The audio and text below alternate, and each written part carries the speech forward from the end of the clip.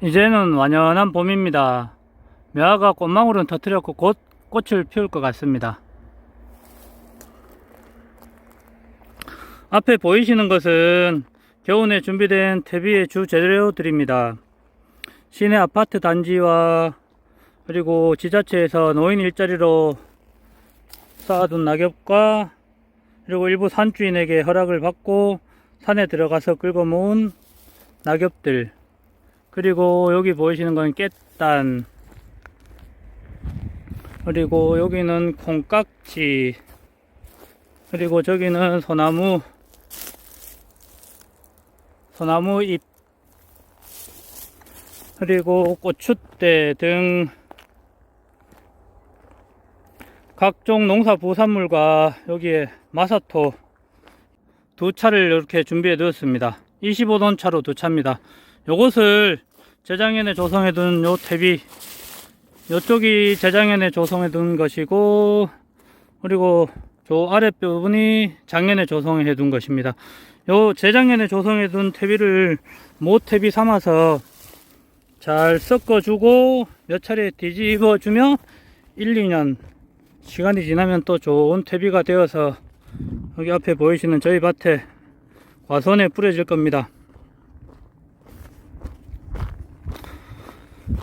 호밀도 그 추운 겨울을 잘 이겨내고 많이 자랐습니다. 이 호밀은 뿌리가 1m 이상 자라나서 땅속에 산소, 수분, 그리고 각종 영양 성분의 공급을 원활히 해주고, 또 5월 상순경에 1m 50 정도 이상 자라납니다.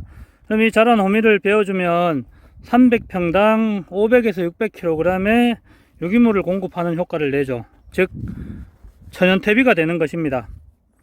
저쪽 퇴비와 그리고 이 호밀들은 우리 과수원을 건강하게 해주는 주역들입니다.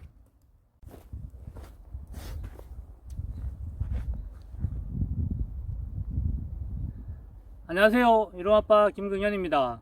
오늘은 왜 땅을 일구는 농사를 지어야 되며 왜 땅이 농사의 답인지 제 생각과 소신을 말씀드리겠습니다. 이건 제 개인적인 생각과 소신이기에 시비를 가리거나 옳고 그름을 판단하기 위해서 찍는 것이 아니라, 앞으로 제가 농사를 지으며 초심이 흔들릴 때 다잡기 위해서 찍는 것이고, 또 우리 아들 동준이가 향후 농사를 짓는다면 교육용으로 활용할 목적으로 찍는 것이라는 점 미리 말씀드리겠습니다. 우리나라의 지질은 대부분 편마압류와 화강압류로 구성되어 있습니다. 일부 제가 살고 있는 기란, 의성, 대구, 청송 등 경상노충군이라고 불리우는 경북 일부 지역과 경남 진주, 그리고 강원도 일부 지역에 퇴적압류가 분포하고 있습니다. 편마압류는 높은 온도와 압력으로 기존의 암석이 변성되어 생성된 것이고, 화강암은 지하 깊은 곳에서 마그마가 천천히 식으며 생성된 암석입니다. 두 종류의 암석은 지하 깊은 곳에서 생성되기 때문에 이것을 기원으로 한 토양은 주로 산성의 성질을 띠고 있으며, 상대적으로 퇴적압류 기원의 토양에 비해 영양성분이 좋지 못합니다. 이 때문에 정부에서는 3년에 한 번씩 토양 개량제로 석회를 무상 제공하고 있죠. 제가 이렇게 지질에 대해서 잘 아는 이유는 제가 바로 지질학과 출신입니다. 지금은 지구환경과학과로 과학 명칭이 변경되었던데, 예전에 JYP 박진영 씨가 연세대학교 지질학과 출신이라고 해서 잠깐 이슈가 된 적이 있죠. 제가 학교 다닐 때는 전국에 13개밖에 없었습니다.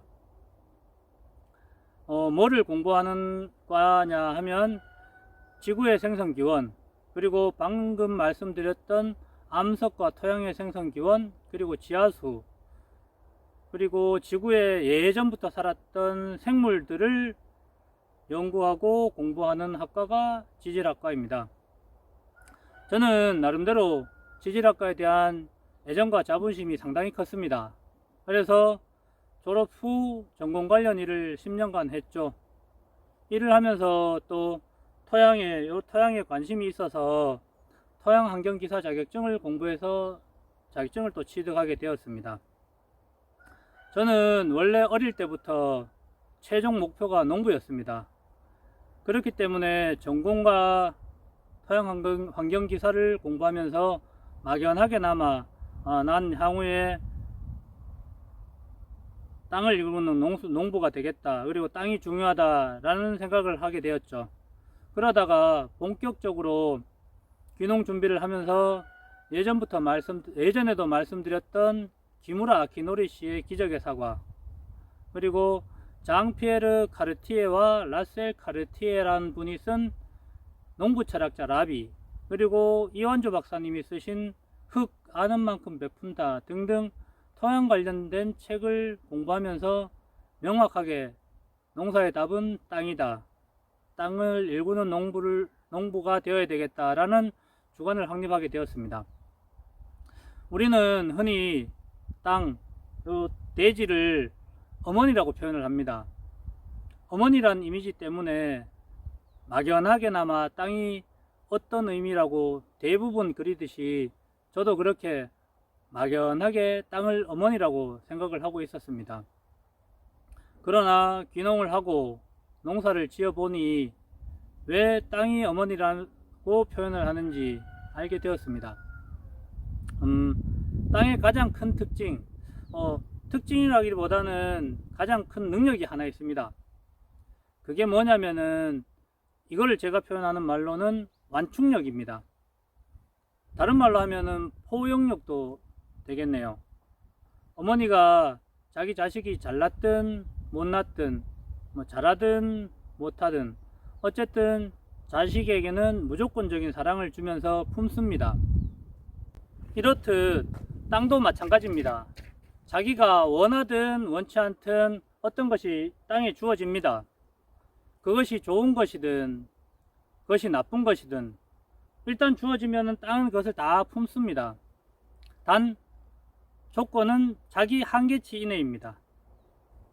그리고 좋은 것은 더 좋게, 나쁜 것은 나쁘지 않게 변화를 시켜줍니다.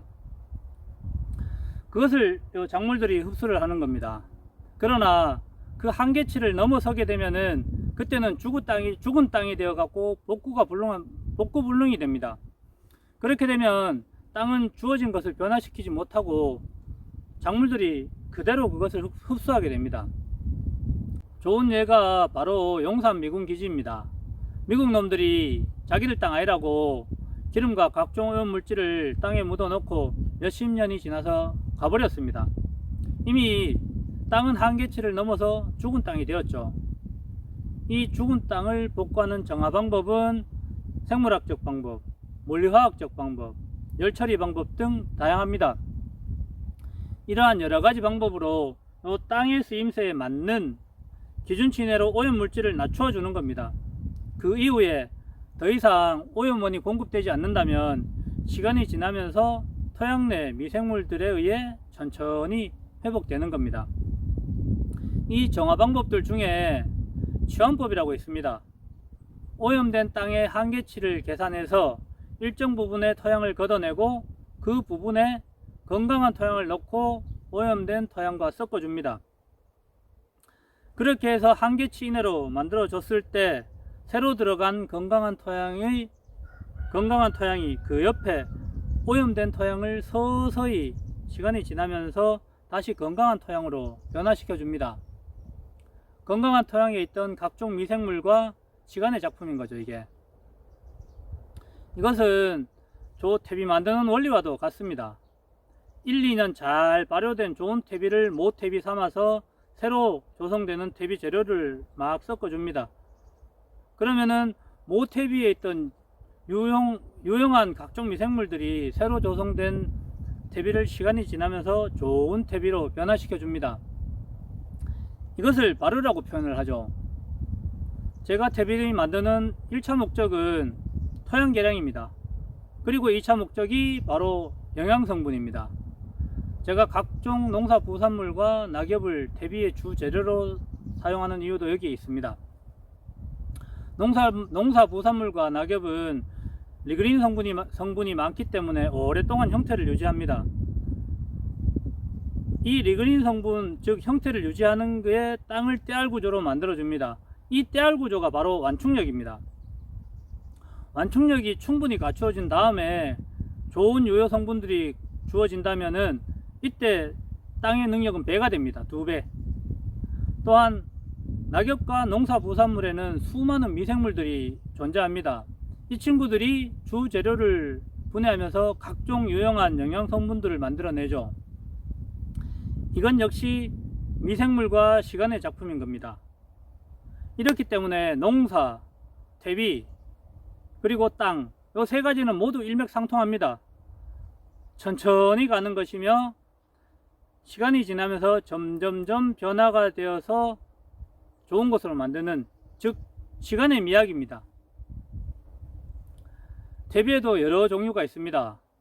톱밥 대비, 볏짚 대비, 우두칩 대비, 그리고 각종 분요 대비, 그리고 저같이 농사 부산물과 낙엽을 주 재료로 한 대비 등 여러 가지가 있습니다. 만드는 방법도 많고 재료도 여러 가지로 많습니다. 그러나 어떤 종류의 대비를 어떤 방법으로 만들든 충분한 발효 과정을 거친다면은 모두 땅에 유용합니다. 이 방법이 좋고 저 방법이 나쁘다, 그리고 이거는 되고 저거는 저래서 안 된다, 이렇게 왈가불가 하시는 분들이 많은데, 아마도 제 생각에는 대비를 한 번이라도 제대로 만들어 보셨다면 그런 말씀은 하지 않으실 거라고 생각합니다. 실제로 완숙된 대비를 한 번이라도 만들어 보신 분은 다른 사람의 좋은 점을 배울 뿐입니다. 그리고 설사 미숙된 퇴비를 뿌리더라도 땅의 완충력 때문에 1, 2년 정도 지나면은 그것마저 땅에 좋은 유용한 성분으로 변화됩니다. 단 거기에서 재배되는 작물들이 그 시간을 버티느냐 버티지 못하나의 차이지, 시간이 지나면은 분명히 땅에는 유용한 역할을 합니다. 이 완충력 때문에 농사는 땅에서 지어야 됩니다. 그리고 그냥 땅이 아니라 건강한 땅에서 지어야 됩니다. 그래서 저는 땅을 중요시하고 땅을 일구는 농사를 하고 있습니다. 아무리 무농약이다, 친환경이다, 유기농이다 라고 해도 오염된 땅에서 생산된 유기농 농산물보다는 건강한 땅에서 생산된 관행 농산물이 몸에는 더 유용하다고 생각합니다. 왜냐하면 농산물 표면에 묻은 농약은 시간이 지나면서 자연분해되어 없어집니다. 그러나 땅에 존재하는 오염물질은 분해되는데 시간이 걸리고, 그리고 그것을 농작물이 흡수하지 않으려면 땅이 건강해서 완충력이 충분해야 됩니다. 그렇지 않고 완충력이 작은 땅은 오염물질을 그대로 농작물이 흡수하고 농산물에 잔류하게 됩니다. 즉 오염된 땅에서 무농약을 하든 친환경을 하든 또 유기농을 하든 생산된 농산물은 오염된 상태일 겁니다. 그러니 무농약, 친환경, 유기농 농사 이전에 농사에서는 건강한 땅이 우선이고 기본입니다. 가장 기본입니다. 모든 일에는 기본이 있습니다. 기본에 충실하지 않고 성공할 수는 없습니다. 기본에 충실하였다고 해서 모두 성공하는 건 아니지만 성공한 사람들은 모두 기본에 충실한 사람들입니다. 요즘 양액 재배다, 배지 재배다 해서 땅에서 농사 짓지 않는 분들도 있습니다. 그러나 이건 엄밀한 의미에서 농사가 아니라 농산업입니다. 사람이 음식을 먹지 않고 수액만 먹고 살아가는 거랑 같은 의미죠. 이건 제 기준에서 농사가 아니기 때문에 당연히 땅이 기본이 아니겠죠. 네. 그래서 이건 오늘의 논외로 하겠습니다. 어쨌든 이렇듯 땅이 건강해야 농작물이 건강하고 거기에서 생산되는 농산물은 당연히 건강하고 맛있는 것이 자연의 이치입니다. 이렇게 모든 농사의 기본인 땅을 일구는 농사를 해서 모든 국민이 안심하고 맛있게 먹을 수 있는 건강한 먹거리를 생산하는 것이 농부의 의무라고 생각합니다. 건강한 먹거리를 만드는 농부가 많아지고 그런 농부가 먹고 살 걱정 없이 농사만 열심히 지을 수 있는 그런 대한민국을 기대하며 저는 오늘도 농장으로 출근을 합니다. 긴 이야기 들어주셔서 감사합니다.